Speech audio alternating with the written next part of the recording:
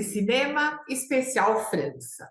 Esse mês de julho, a gente está com essa série do Tempero do Especial na França, com filmes e gastronomia inspirada na França. E o professor, mais uma vez, está aqui com a gente para comentar, para fazer a gente entender um pouquinho a cultura francesa, um pouco da arte, enfim, tudo isso que o cinema faz a gente refletir. Professor, mais uma vez, muito obrigada por estar aqui com a gente, por fazer a gentileza de comentar essas coisas tão interessantes com a gente. Realmente é uma coisa interessante e para mim é um prazer estar aqui com você, Fátima. Ah, obrigada, professor. O filme que nós vamos comentar hoje é A Viagem de Fanny.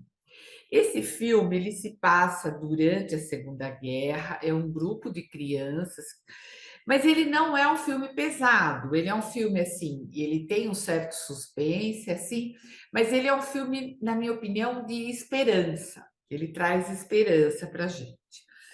Ele acompanha uma menina de 12 anos, ela está num abrigo escondida, porque na época da guerra, muitos pais judeus tiveram que deixar seus filhos porque eles tinham que fugir. E a tentativa de salvar os filhos era deixar os filhos escondidos.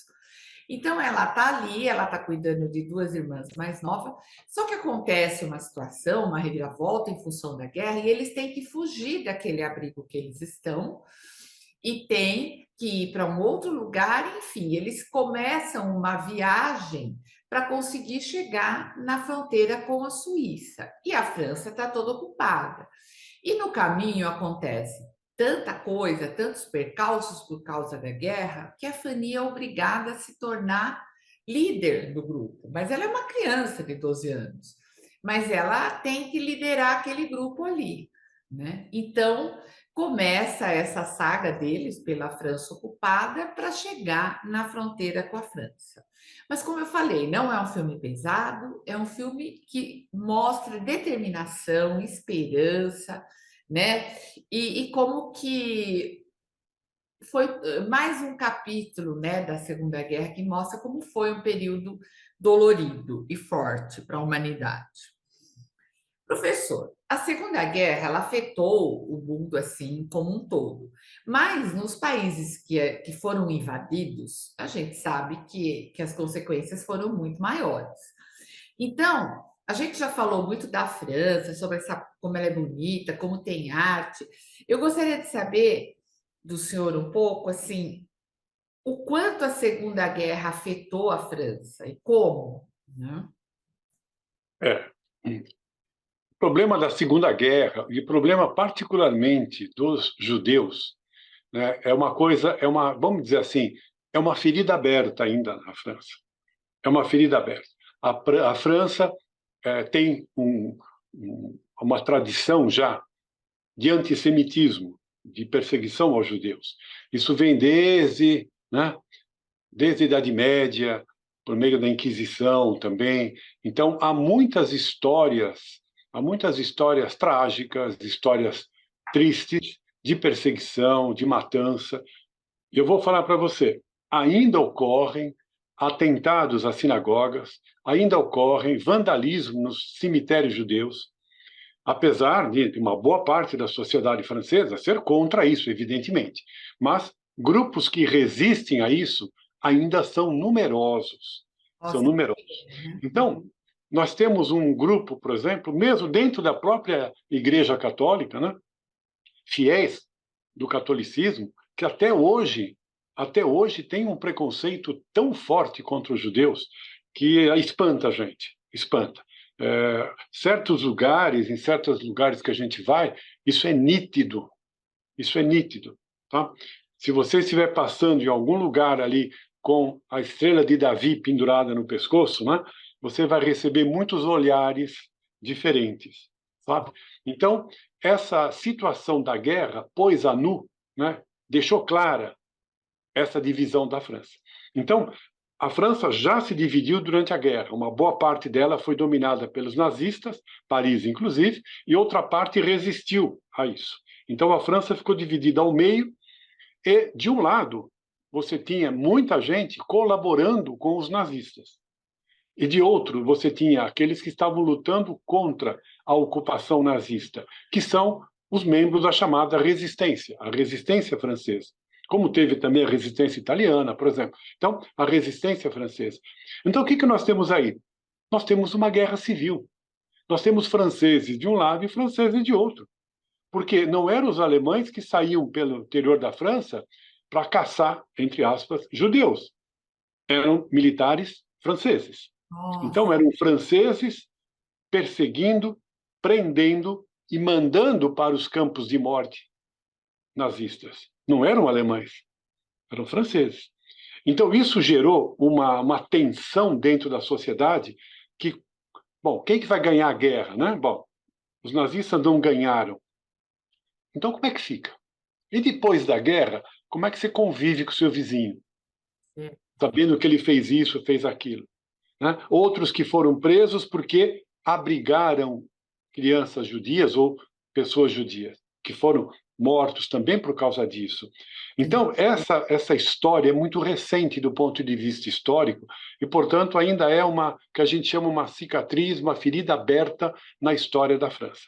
Hoje, é claro, o governo francês criou vários monumentos ali, a gente pode ver isso na França inteira, mas principalmente em Paris, lembrando a morte dos membros da resistência, daqueles que lutaram pela independência. Em cada esquina de Paris, você vê uma placa contando uma história.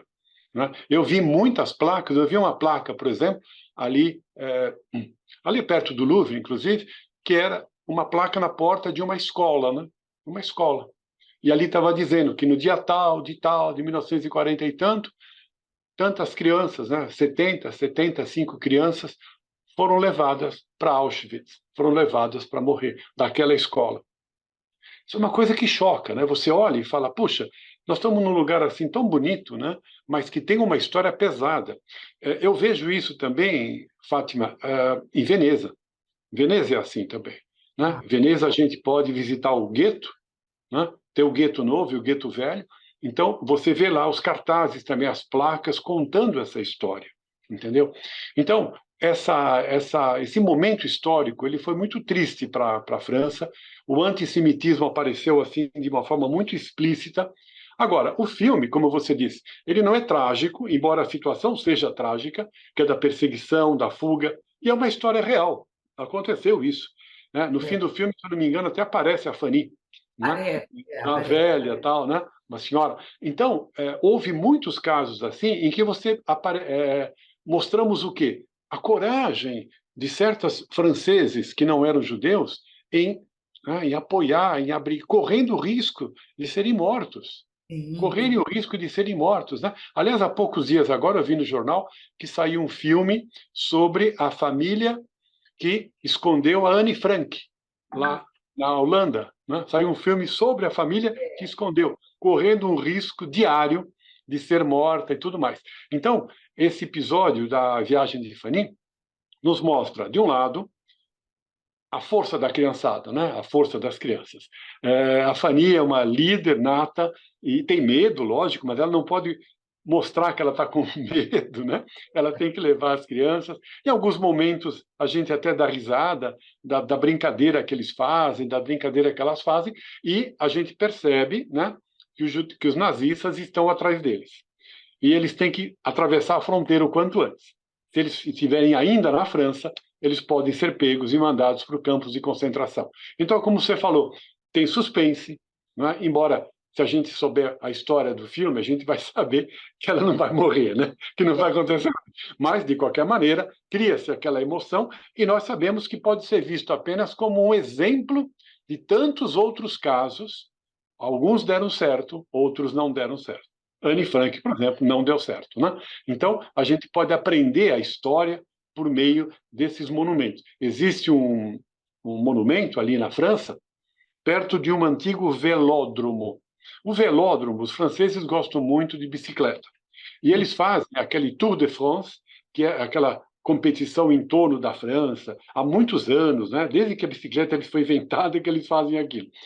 E quando chove, ou no período de inverno, com neve, eles fazem no circuito fechado, que é o velódromo.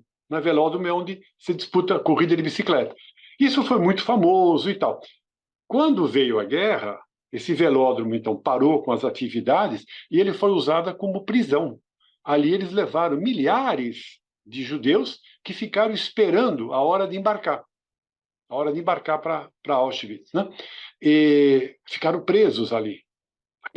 Aquele calor, aquela coisa insuportável, né? Sofrendo ali dentro. Há um lindo filme que conta essa história, que se chama Amor e Ódio. Amor e Ódio, em português, né? Que conta esse episódio. E em francês é Le Vélo d'Hiver, que é o velódromo de inverno, né? Que era onde ocorreu isso aí. Isso depois acabou virando Sírio, foi destruído. Foi destruído, mas lá tem uma placa hoje. Lá tem um memorial, entendeu? Dizendo aqui aconteceu isso, lá, e todo ano se faz ali uma cerimônia, né? O presidente da França vai lá e tal. Então, o turista às vezes passa por isso, não dá muita atenção, mas ali foi um momento histórico muito importante. Eu acho que esse filme aqui que você escolheu, muito legal, é um filme que mostra o outro lado da história, né? Nem tudo é riso, nem tudo é alegria, como todo país também tem suas divisões internas, mas a gente aprende realmente que o ser humano, né, não é o francês nesse caso, né, o ser humano é assim, tá? Nem tudo é paz, nem tudo é harmonia, e apesar de se dizerem, né, então, religiosos, de um lado, católicos, etc., cristãos e tal, o preconceito continua rolando solto ali. É. A gente percebe, né, nos seres humanos que as situações limite, a guerra é uma situação limite, ela revela, às vezes, o melhor e o pior do ser humano, né? Exatamente, exatamente o melhor e o pior. Porque a gente vê aqueles que protegem Que se e arriscam aqueles para que, proteger, né? e aqueles que perseguem, aqueles Exato. que denunciam, né? Que denunciam. Olha, parece que tem judeu lá escondido naquela casa. Como é que os alemães, como é que as autoridades podiam saber? É, Denúncia. Denúncia. Não teve jeito. Foi o que aconteceu com a Anne Frank. É denúncia. Porque pessoas que já se conhecem há muito tempo e sabem os hábitos umas das outras. E, de repente, uma começa a mudar o hábito, né? é. Começa a não fazer alguma coisa que fazia sempre. Então, opa, o que será que está acontecendo ali? Então, começa a vigiar, começa a espionar, e é isso que dá. Então, aí você não confia no seu vizinho, você não confia naquele que era teu amigo, naquele que parecia ser amigo. Então, você começa a desconfiar de todo mundo. Quem é que aguenta uma situação dessa? Você não poder falar uma palavra, sei lá, sem querer falar alguma coisa, né? Percebe? Então, a tensão é muito grande. É um período histórico sobre o qual já se escreveu muito.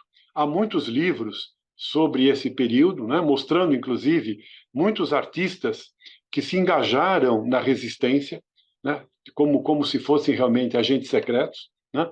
Nós tivemos artistas que apoiaram a resistência, fizeram inclusive espetáculos para os prisioneiros. Edith Piaf começou a fazer shows lá nos campos de prisioneiros dos franceses, né?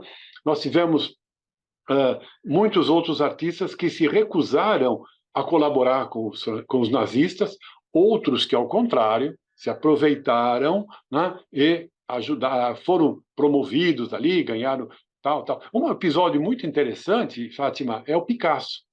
O Picasso, nessa altura, morava já na França, né, e ele era espanhol.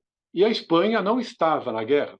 A Espanha tinha tido uma guerra civil e o Franco, né, o general Franco, era assim, ó, com Hitler. Ele É. estava do lado do Hitler, né? Inclusive aquele episódio de Guernica, sobre o qual também tem um filme muito bonito, são os aviões alemães que bombardeiam Guernica, junto com as forças espanholas. Então, o Picasso não quer voltar para a Espanha por causa do Franco, e ele está na França.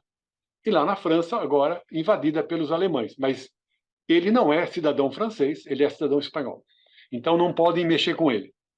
Isso não significa que ele vai ficar quieto, mas, de qualquer maneira, ele tem uma certa imunidade. Né? É. Ele tem uma imunidade. E não esqueça que é lá que ele vai pintar o famoso quadro, Guernica, né? Que ele não vai levar para a Espanha, ele só deixa esse quadro entrar na Espanha quando o Franco cai. Né? E é a ex-rainha da Espanha, a Rainha Sofia, que leva o quadro para a Espanha. Então, conta-se a história de que ele estava ali, e quando acaba, então, os franceses conseguem expulsar os alemães, etc., ele tem um apartamento perto do Champs-Élysées, ali ele não é muito longe. E eles vão até o apartamento do Picasso e chamam o Picasso, gritam o nome dele. E o Picasso sai da sacada e a população ali, aquela parte da população, aclamando o Picasso, porque ele não foi embora. Ele Oh, ficou lá com eles até o fim, sabe? Aquela coisa do foi você é passagem bonita, né? bonito. Outros franceses foram embora, outros artistas franceses foram embora. E ele, que não era nem francês, nem estava, ele podia ter ido numa boa, ninguém ia criticar ele. Ele não é francês, não tinha nada a ver com a guerra, mas ele fica lá como uma espécie de reserva moral, né? Do tipo, Picasso ainda está aqui? Está, então vamos resistir. Se ele está, nós vamos ter que ficar também. Entendeu? Então foi muito bonito esse episódio e a gente vê lá ainda o prédio, né? A gente vê o prédio e onde ele inclusive pintou esse quadro aí. É muito legal essa história. Nossa, muito, muito. Eu não conhecia, é muito bonita mesmo essa história, né? E é um outro lado do Picasso que muita gente não conhece. Exatamente. É claro que tem o lado feio dele, né? O modo como ele era machista, o modo como ele judiava das mulheres, como ele realmente foi muito ruim nesse sentido, muito maldoso mesmo, né? Agora, eu dou curso sobre o Picasso, a gente tem que separar, eu acho, tem que separar as duas coisas, Tem que sabe? separar a obra da pessoa, né? Eu Eu, acho. eu, eu sou dessa opinião, tem que separar, porque senão não se salva ninguém, viu, Fátima? Não se salva ninguém. Então, todo mundo tem um lado escuro, tá? É, Todo mundo tem um lado obscuro, tanto na literatura, né? Escritores, cantores, artistas, pintores. Ninguém é perfeito, sabe? Claro. Mas ele não devia ter sido. Claro que não devia. Ninguém concorda com isso. Já na época se falava mal disso, né? Agora, ele foi um revolucionário na pintura, foi. Não se pode falar na arte moderna sem passar pelo Picasso, né? Então, tem a sua tem o seu valor nesse caso. Até artistas menos conhecidos, né, tiveram esses problemas pessoais e tudo mais. Eu separaria realmente, não levaria isso a ferro e fogo, né, porque senão, como eu disse, a gente mistura os dois universos, né, o universo pessoal com o universo artístico, cultural, e aí você tem que exercer um pouco de certa maneira, de uma leitura talvez anacrônica, né? Aquilo que, de certa maneira, ainda se tolerava numa época, na outra, ela é completamente intolerável. Então, se a pessoa agiu de acordo com certos preconceitos de uma época, isso não é legal, mas é explicável. É sim. explicável. É o caso do racismo, né? Monteiro Lobato foi um sujeito racista. Agora, ele mudou a literatura infantil no Brasil. Eu não posso, né, misturar as duas coisas. Então, Monteiro Lobato foi racista? Foi. Tá. E daí? É. Vamos criticar esse lado? Vamos. Agora, não é ele. Não é ele. É o Brasil que era racista naquela época. Você não pode apontar o Lobato como se ele fosse o único racista. O Brasil é racista naquele momento. Então, naquele momento do Picasso também, certas coisas é, que mostram, por exemplo, o problema da violência contra a mulher, que não terminou, não é? Está lá. Então, isso é um exemplo de violência? É, e não era só o Picasso.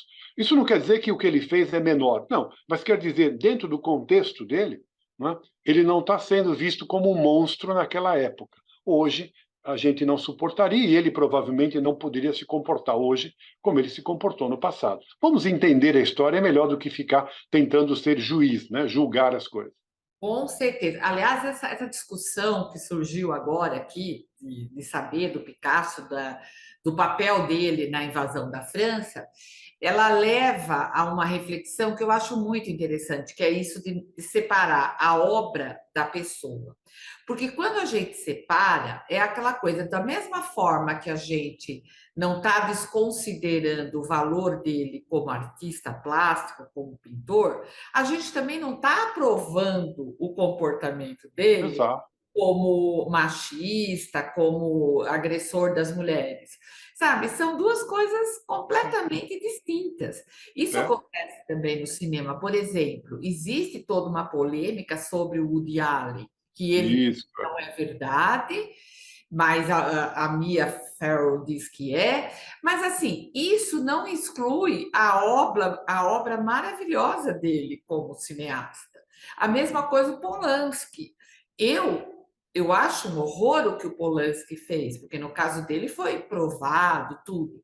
Mas a obra dele eu admiro. O que não Ah, quer dizer que eu admire ele como pessoa. exatamente. Estamos falando dele como artista, como diretor, como ator. Eu também acho que se misturar essas duas esferas, a gente comete muitos erros. Sim, Começa a desqualificar a pessoa como artista, é. o que não é o caso, ele é um grande artista, genial. Né? Por exemplo, havia um grande compositor alemão, Richard Wagner, que era notoriamente antissemita contra os judeus. Tá. Aí houve um episódio muito interessante em Israel. O maestro famoso, eu não lembro o nome dele agora, que é maestro judeu, né? E ele apresentou uma ópera do Wagner. E uma parte da comunidade judaica falou: que horror! Esse cara é nazista. Não era nazista, mas era antissemita tal. Mas ele era um grande compositor. É, Então, isso foi um exemplo de como a pessoa. Olha, ele era um maestro judeu. é, De que maneira ele estava separando as coisas. Entendeu? sim. Então, se amanhã ou depois eu souber que, sei lá, que o Chopin batia na mãe, então, o que eu vou fazer agora? Vou fazer tudo que ele. Não, não é assim, entendeu? É, Então, é preciso separar essas duas coisas. Eu acho que é uma coisa mais saudável. Mas nós não estamos numa época de conversa, viu, Fátima? Nós é. estamos numa época de radicalismos. Isso, infelizmente, eu acho. Radicalismo, infelizmente. As pessoas não querem ouvir. Fez assim, acabou. Então você cancela, né? Você cancela, ninguém mais fala do fulano, ninguém mais lê o livro dele, ninguém mais vê o filme dele e tal. É uma medida muito radical e eu acho até, de certa maneira, né, uma medida não inteligente. Não é uma forma racional de você equacionar esse problema aí, né? Eu concordo, eu acho assim. E mais uma vez, já falei isso várias vezes aqui, mas o que me encanta nesse programa, nesse nosso papo, é que eu não pretendia falar disso, mas assim, a gente foi conversando e a gente acabou entrando num É, assunto que é muito interessante e que tem muito a ver com a arte e com o cinema, né? sim, claro. O cinema, você vê, que a gente estava comentando até em outros programas, o cinema leva a gente a se posicionar diante de certas coisas, ele nos convida para essa viagem pela história, pela cultura. Então, eu tenho certeza que daqui a algum tempo vai ser outra leitura que vai ser feita disso, né? Então, vai mudando. Então, a arte tem essa característica dela percorrer várias gerações e a cada geração encontra uma leitura, né? Faz uma leitura dessa peça. Porque você falou agora há pouco, Meia-Noite em Paris é uma maravilha de filme, sabe? Você não pode falar porque o Woody Allen era assim. E aí? Vamos separar. Ele tinha uma sensibilidade para aquilo fantástica, né? Você tem às vezes um cantor que tem uma voz maravilhosa, tá, mas ele bate na mulher. Não, tá errado fazer isso. Tá errado. Mas eu não posso negar que ele tem uma voz bonita. Sim, é Vou negar como? Né? separar Não, a obra da pessoa, né? Então, os valores eles devem ser colocados de acordo com certas circunstâncias e em alguns contextos. Nesse contexto é uma coisa, naquele contexto é outra. Né? Então, por exemplo, o Picasso fez muito bullying. Fez bullying, a palavra não existia na época, mas ele fez muito bullying com Modigliani. Amedeo Modigliani foi um grande pintor italiano que viveu em Paris na época do Picasso e era amigo dele. Não era muito amigo, né? Porque o Picasso estava já com sucesso e o Modigliani não conseguia fazer sucesso. E aí, por causa disso, o Picasso muitas vezes, né, humilha o Modigliani e tal. E o Modigliani só teve o seu valor reconhecido muito tempo depois. Aliás, é um dos pintores que eu mais gosto. O MASP tem uma belíssima coleção de Modigliani, um pintor judeu, italiano, que depois foi viver em Paris, viveu na miséria o tempo todo, né? Acabou morrendo. Andy Garcia fez o papel de Modigliani num filme que se chama Modigliani, que é uma maravilha. Uma vida muito trágica, né? Eu diria que até pior que a do Van Gogh. Né? Então, então, o Picasso fez isso com ele. Tá, fez. Ele não foi só com as mulheres, não. Ele fez isso também com outras pessoas. Quer dizer, era difícil tratar com o Picasso. Era uma pessoa muito difícil mesmo. Então, talvez, né? Talvez a gente explique isso psicologicamente, né? Por que ele trocava tanto de parceira, por que as mulheres sofriam muito na mão dele, né? Só teve uma, né? Só teve uma, Fernanda, que abandonou o Picasso. E ele É. ficou furioso, porque ele dizia, eu é que abandono as mulheres não me abandonam. E ela pegou as coisas, pegou o filho e foi embora. Então, foi a única, por isso que ela sobreviveu, né? Enquanto que as outras não. Outras morreram, se mataram. Então, é uma história realmente trágica em volta da história do Picasso, né? Realmente foi uma reflexão muito boa que esse filme acabou a gente chegando nele. Mas voltando assim à história do filme, uma das coisas que eu percebi nesse filme, porque assim, existem vários filmes que você vê a guerra pela perspectiva, pelo olhar da criança, né? A Vida é Bela, por exemplo, e outros. Mas esse daí, eles estão fugindo, tal. Então, mas assim, tem duas cenas ali que mostra a capacidade de abstração da criança nos momentos mais difíceis, que é aquela cena que eles começam a brincar com as notas de dinheiro, que elas voam, e depois quando eles encontram aquele lago, aquele rio, que entram, eles começam a tomar água, eles estão morrendo de sede, e depois eles começam a brincar, né? E parece, e é nítido que naqueles dois momentos, por alguns poucos minutos, talvez, eles esquecem que estão fugindo, esquecem da guerra. E aí eu comecei a pensar, falei assim, parece que a gente, quando é adulto, perde um pouco essa capacidade de abstração. Ah, sim. Perde, sim. Você pegou um ponto muito legal, porque como a criança não tem muita experiência de vida, ela não é capaz ainda de prever, de saber o que pode acontecer. Como a gente já viveu muito, então o que que acontece? Nós sabemos que a gente olha, olha e fala, isso não vai acabar bem. Isso não vai acabar bem. Isto é, já passei por situações, agora eu sei que se continuar assim, não vai dar certo isso aqui. A criança não, ela tem um repertório muito pequeno de experiências. Então parece que para ela tudo é o momentâneo. Então agora eu estou brincando, agora eu estou na água. Ah, legal, vamos brincar. Ela não, né, não está na cabecinha dela. E depois? E depois da brincadeira? Onde nós vamos? Né? Ela não tem essa visão de futuro e tudo mais. E isso é um respiro no filme, inclusive. Isso é um respiro. Porque a gente fica contente que elas estejam contentes, não é verdade? A gente fala, pô, que legal, já estamos sofrendo tanto, de repente, deixa elas brincarem um pouco, né? E tal. Então, é isso. E isso aconteceu na guerra, viu, Fátima? Aconteceu.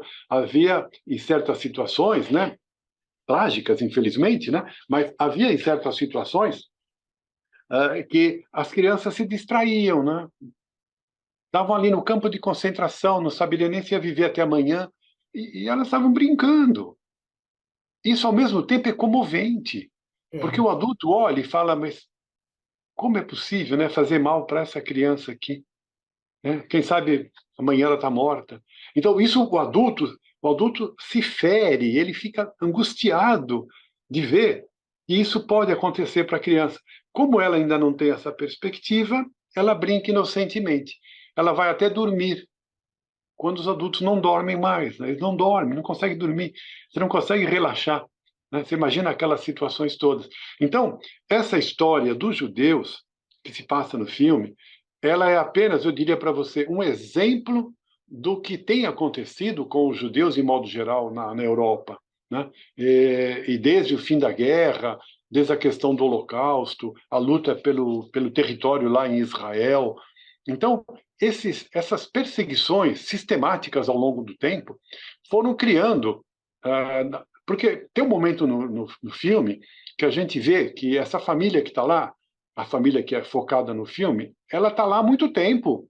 Eles sim, são franceses, né? Eles são franceses, quer dizer, são judeus de cultura, de religião, mas eles são franceses.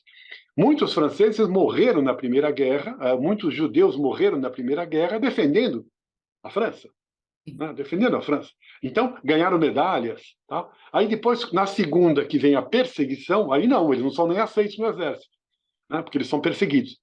É, Então, você tem um grupo que se identifica com a cultura francesa e também com a cultura judaica, e que, portanto, está lá também ajudando a construir a França, né?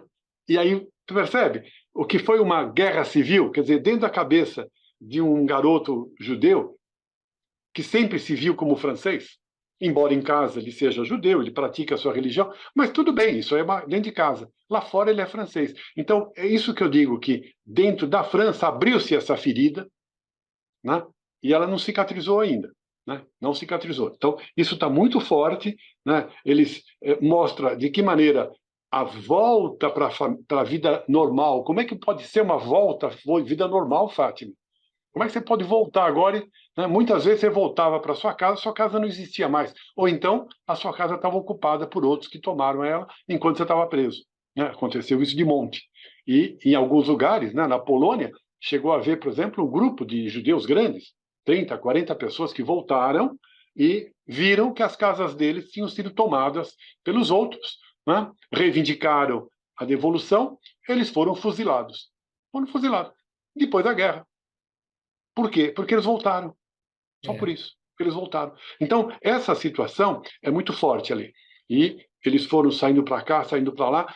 Um dos países que mais recebeu judeu e deu a eles mais liberdade foi a Holanda. Foi a Holanda.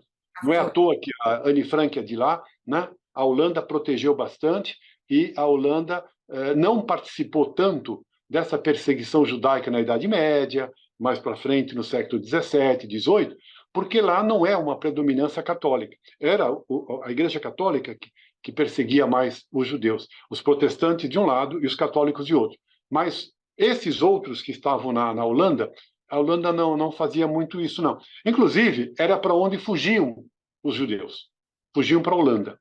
Muitos escritores publicaram seus livros na Holanda, porque não era possível publicar na França. Né? Como Descartes, famoso filósofo, só vai publicar as obras dele na Holanda. Então, lá era um território livre.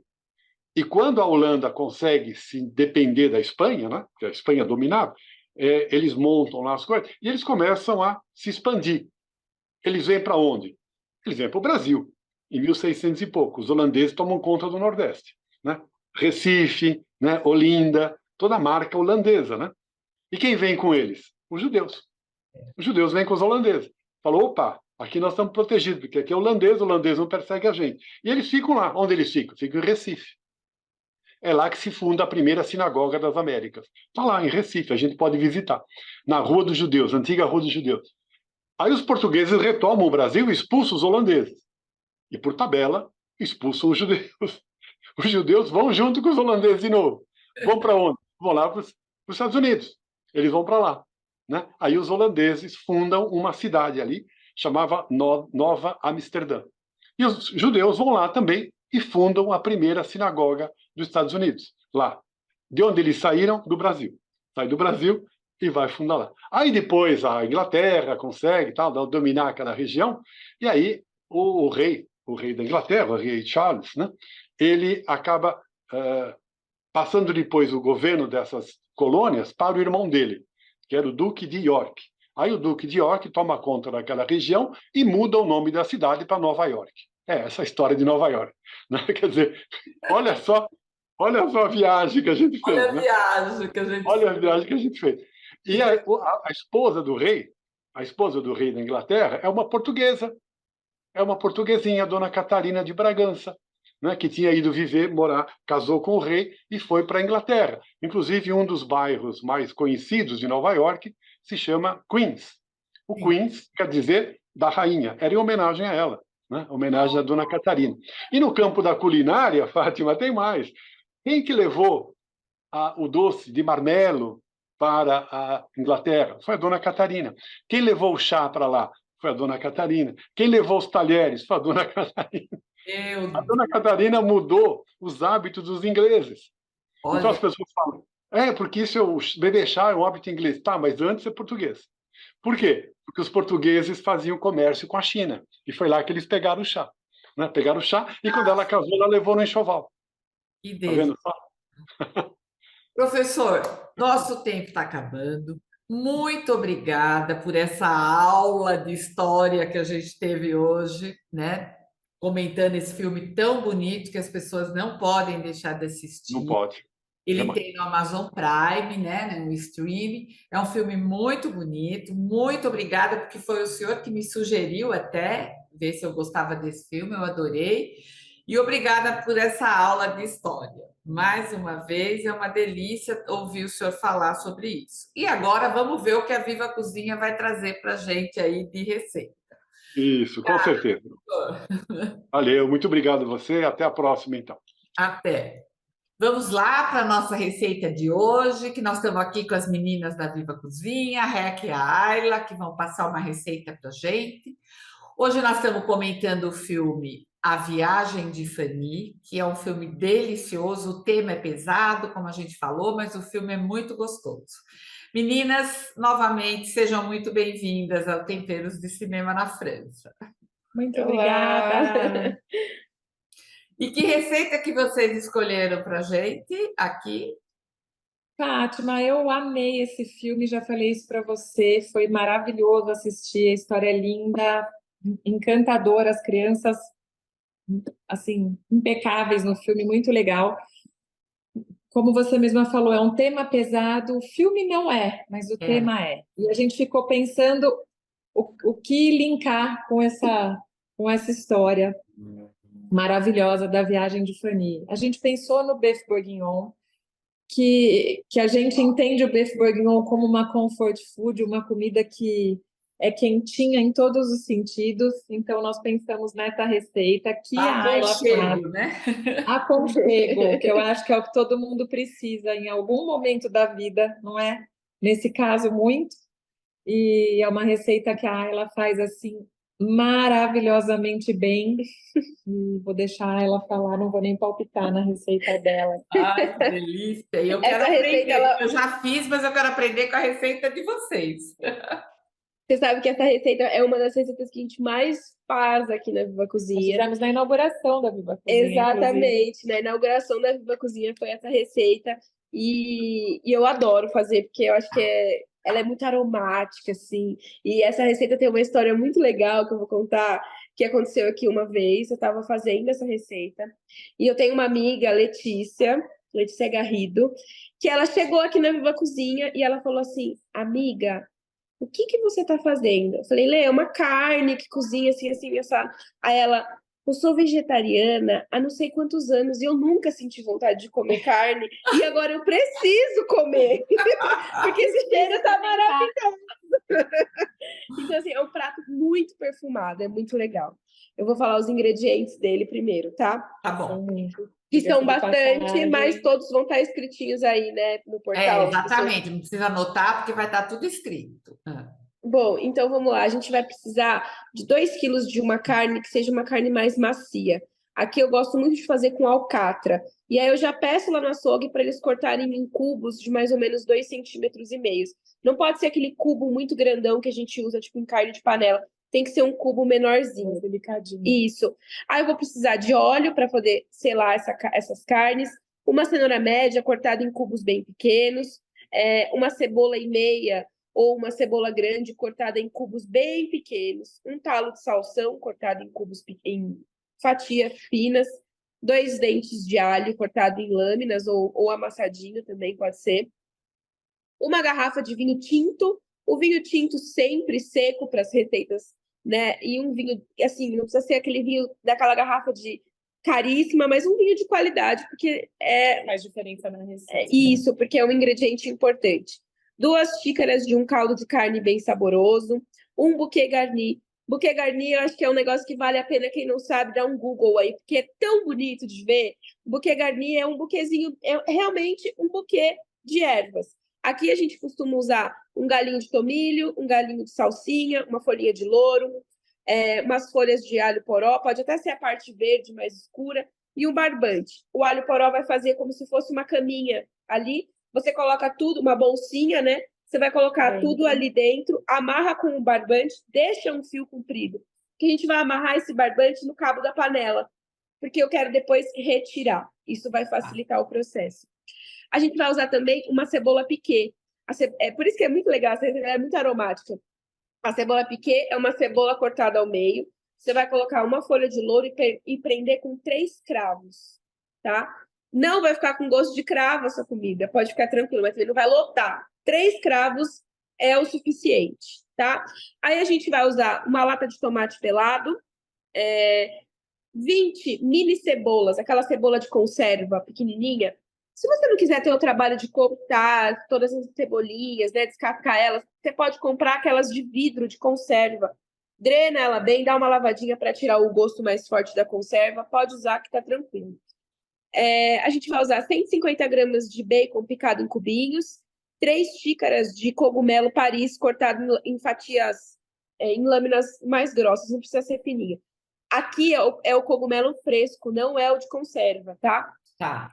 Sal, pimenta do reino, salsinha bem picada, pode ser um meio maço de salsinha. E aí, o que a gente vai fazer? Primeira parte, a gente vai temperar essa carne ali, um pouquinho antes, ali, uns 20 minutinhos antes, com sal, pimenta do reino. Aí eu vou precisar de uma panela ideal que seja uma panela de ferro, uma panela de fundo mais grosso. Eu vou selar essa carne. Vai selando aos poucos, não coloca tudo de uma vez na panela, porque senão isso vai juntar água. Sela um pouquinho, reserva, sela mais um pouquinho, reserva. E aí vai fazendo isso aos poucos. Se juntou água, tira um pouquinho dessa carne e deixa secar. Deixa ela secar para ela tostar bem essa carne. Vou te atrapalhar Pode um ir? minutinho. Isso a gente sempre fala em preparações com carne, porque é uma coisa que também não é um erro, mas uma coisa que pode acontecer e às vezes atrapalha a receita, né? Você vai fazer um estrogonofe ou beef bourguignon, mas quando você tem que selar uma quantidade grande de carne, se você coloca tudo de uma vez, você gela a panela, né? E aí você vai ficar perdendo o líquido dessa carne, não vai ficar, nem a carne fica boa, nem a receita tão legal. Exatamente. Então vai de pouquinho para você não perder esse calor da panela mesmo. Bom, aí depois que você selou toda a carne, tirou tudo da panela, não lava a panela. O que a gente vai fazer? Aí eu vou lembrar daquele episódio que sempre que eu falo isso, que a gente tem que reaproveitar as panelas, sempre tem um aluno que fala que, igual a frigideira do cozinheiro da Emily em Paris, eu falo exatamente, não lava, vamos aproveitar os gostinhos. Volta essa panela para o fogo baixo, coloca a cebola. Deixa a cebola refogar ali, essa cebola vai tirar todo o gostinho da carne ali que ficou na panela. Aí a gente deixa até murchar bem essa cebola. Fogo baixo, coloca a cenoura e o salsão. Aí você refoga bem, pode colocar o alho. Aí você vai aumentar o fogo, volta essa carne para a panela e aí mistura bem. Aí você vai colocar o caldo de carne, as 2 xícaras de caldo de carne. É importante que já entre com esse caldo quente, tá? Em uma outra panelinha, você já vai esquentando ali esse caldo. A gente vai entrar também, antes do caldo, desculpa, a gente vai entrar com o vinho.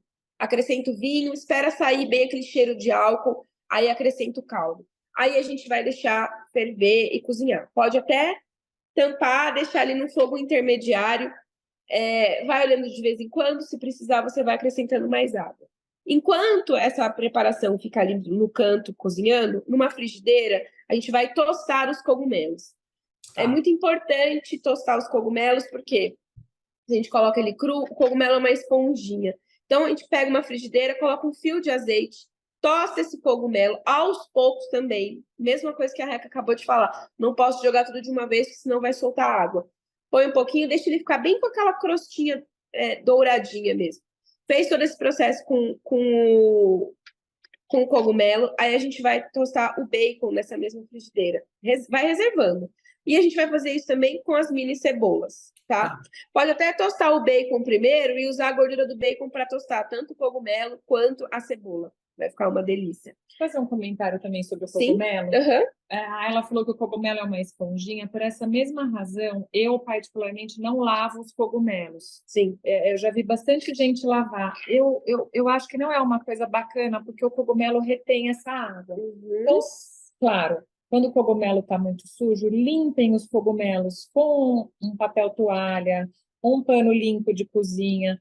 Mas lavar o cogumelo Não é legal. Não é legal. Deixar de molho, nessas coisas, esquece. Deixar de molho nem Esquece. Porque assim, o cogumelo, na verdade, não é nem terra aquilo que vem nele, é um substrato. O cogumelo não é plantado no chão, né? Então ele é super limpinho.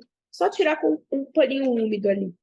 Bom, voltando para nossa receita, vai cozinhar mais ou menos uns 45, 50 minutos, tudo depende da sua carne. Não é na pressão, tá? Deixa ela cozinhando lentamente. Aí a gente vai acrescentar o bacon, a cebola e o cogumelo. Mexe bem. Se tiver com pouca água, pode acrescentar mais um pouquinho de água, tá? Eu esqueci de um ingrediente que você vai colocar junto com a carne, que é o tomate pelado. Tá. Não precisa picar, só dá uma amassada com a mão mesmo. Com cuidado, que senão você toma um banho de Senão tomate. quando você aperta, só dá uma amassadinha ali com a mão, vai colocar ali junto com a carne, tá? Para ele cozinhar junto com todos os ingredientes. Bom, aí, gente, é colocar salsinha, corrigir os temperos e tá pronto o bife bourguignon. Eu gosto muito de servir com polenta, acho que fica muito gostoso com uma polentinha. Com purê de batatas ou com purê de mandioquinha também vai ficar uma delícia. É assim, carinho total, né? Agora eu quero fazer um comentário que não é justo. A gente pode fazer qualquer bobeira na panela, ninguém repara. Vai o bonitão do Emily em Paris, todo mundo sabe o que tem na frigideira do cara. Todo mundo sabe que o cara não Ninguém lava a frigideira. Agora, depois do bonitão na cozinha, Exatamente. é uma diferença, tá certo? Não, é. Sim, Ninguém esquece isso que ele falou, não? O segredo é não lavar. Ninguém! Não é por causa da frigideira. Eu Ninguém. tenho uma sensação, Fátima, que não foi interesse na frigideira. Não, total não. Eu acho que qualquer coisa que ele falasse ali, a gente ia prestar atenção. Aqui a gente fala, linda bola, né? Não, Pois pois não é. justo. Aí eu falo, quantas vezes eu já falei pra vocês da frigideira? Nunca ninguém sabe, né? Viu como ele é Agora, você. a gente tem que trazer ele aqui para dar uma aula. Seria bom, seria bom. Com certeza. Não esquece de me chamar quando eu trouxer. Claro, Fátima. Combinado. Gente, mais uma receita deliciosa. Lembrando que todos esses ingredientes, todo esse preparo está escrito lá no portal do Temperos, no blog do Temperos, no portal JJ. Então, se inscreva no nosso canal, se inscreva no Spotify, acompanhe, porque aí você vai, além de ouvir um comentário delicioso sobre o filme, ainda vai aprender uma receita da Viva Cozinha e da culinária francesa, hein? Então, muito obrigada mais uma vez, meninas. Como sempre, é uma delícia falar com vocês. E até a próxima. Obrigada. A próxima temporada, que é surpresa. Ainda vocês vão ver qual vai ser o tema. Estamos ansiosas para saber. Tá bom. Tchau, beijo. tchau. Obrigada, Tchau, tchau. Fátima. Até a próxima.